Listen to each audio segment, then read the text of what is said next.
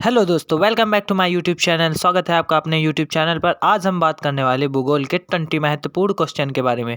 ये जो क्वेश्चन है UP police, SSC GD, SSC CGL और यूपीएससी सबके लिए इंपॉर्टेंट है और इसको पढ़ लेना, कहीं सिलेक्शन रह ना जाए। तो मैं स्टार्ट करते हैं वीडियो को बिना बकवास के।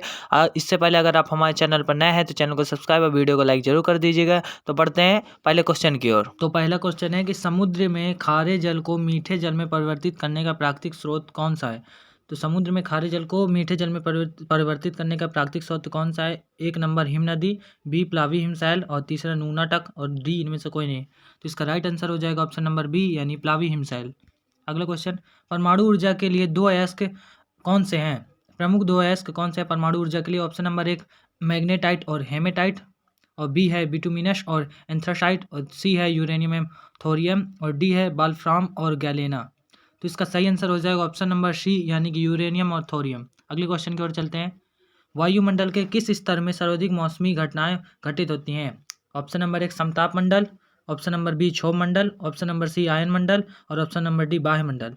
तो इसका राइट आंसर हो जाएगा ऑप्शन नंबर बी यानी क्षोभ मंडल। तो सबसे ज़्यादा मौसमी घटनाएं कहाँ घटित होती हैं, क्षोभ मंडल में। अगले क्वेश्चन की ओर, सौर विकिरण का कितने प्रतिशत भाग बादलों की ऊपरी छोर से परिवर्तित होकर अंतरिक्ष में लौट जाता है। तो कितना परसेंट भाग बादलों से परिवर्तित होकर अंतरिक्ष में वापस लौट जाता है। 27%, 34%, 35%, 48%। तो इसका राइट आंसर हो जाएगा ऑप्शन नंबर ए यानी कि 27%। अगले क्वेश्चन की ओर चलते हैं।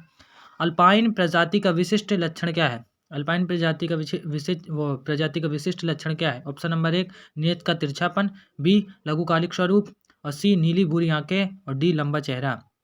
तो इसका राइट आंसर हो जाएगा बी यानी कि लघुकालिक स्वरूप, यानी वो ये छोटे होते हैं। चलिए अगले क्वेश्चन की ओर चलते हैं। अगले क्वेश्चन में है मृदा परिच्छेदिका की सबसे ऊपरी सतह क्या कहलाती है।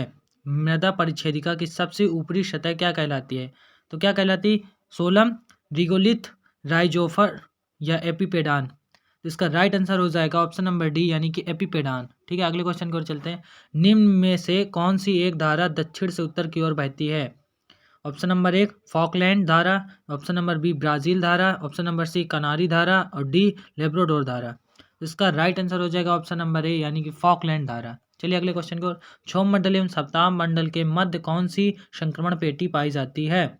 ऑप्शन नंबर एक समताप सीमा, ऑप्शन नंबर बी मध्य सीमा, ऑप्शन नंबर सी क्षोभ सीमा, ऑप्शन नंबर सी इनमें से कोई नहीं। तो इसका राइट आंसर हो जाएगा ऑप्शन नंबर 3 यानी कि क्षोभ सीमा। क्षोभ मंडल एवं सप्ताह मंडल के मध्य क्षोभ सीमा संक्रमण पेटी पाई जाती है। अगले क्वेश्चन की ओर, सौर विकिरण का कितने प्रतिशत भाग पृथ्वी के हिमाच्छादित क्षेत्रों द्वारा परिवर्तित होकर लौट जाता है। ऑप्शन नंबर एक 14, option number 3 17, option number 3 6, option number 2 2।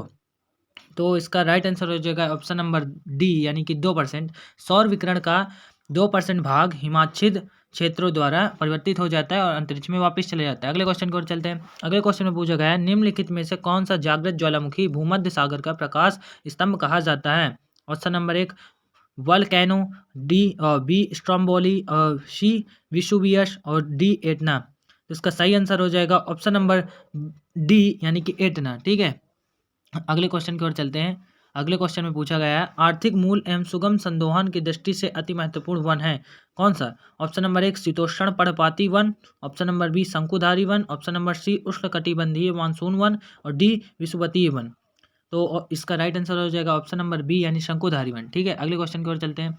निम्नलिखित में से किस महासागर में अगाध सागरीय मैदानों का सर्वाधिक विस्तार पाया जाता है। Option number A Atlantic, option number B Hind, option number C Prashant, option number D Arctic. तो इसका राइट आंसर हो जाएगा ऑप्शन नंबर सी यानी कि प्रशांत। ठीक है, अगले क्वेश्चन की ओर चलते हैं। निम्नलिखित में से कौन सा सागर सबसे खारा होता है। Option number A Caspian, option number B काला, option number C Baltic, option number D भूमध्य। तो इसका राइट आंसर हो जाएगा ऑप्शन नंबर ए यानी कैस्पियन। कैस्पियन सागर सबसे ज़्यादा खारा होता है। चलिए अगले क्वेश्चन की ओर, इराक का सबसे बड़ा तेल क्षेत्र कौन सा है।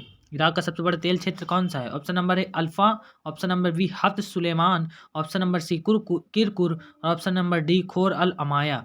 ठीक है, तो इसका राइट आंसर हो जाएगा ऑप्शन नंबर सी यानी कि कुरकुर किरकुर किरकुक। ठीक है, किरकुक। अगले क्वेश्चन की ओर चलते हैं। जानवरों का गोबर, पोल्ट्री अपशिष्ट, वनस्पति व सब्जियों के अपशिष्ट किस गैर पारंपरिक ऊर्जा को बनाने में प्रयोग किया जाता है। ऑप्शन नंबर एक बायोगैस को, ऑप्शन नंबर बी डीजल को, ऑप्शन नंबर सी मेथेन को, ऑप्शन नंबर डी बायोडीजल को। तो इसका राइट आंसर हो जाएगा ऑप्शन नंबर ए यानी कि बायोगैस को। ठीक है, अपशिष्ट पदार्थों द्वारा बायोगैस को बनाया जाता है। अगले क्वेश्चन की ओर चलते हैं। मृदा मंडल की ऊपरी संस्तर से पदार्थों का नीचे की ओर गमन तथा स्थानांतरण क्या कहलाता है? मिलेनाइजेशन, विनिक्षेपण, अपवहन और केशिका क्रिया। ठीक, क्या कहलाता है? ऑप्शन नंबर सी यानी अपवहन कहलाता है। ठीक है।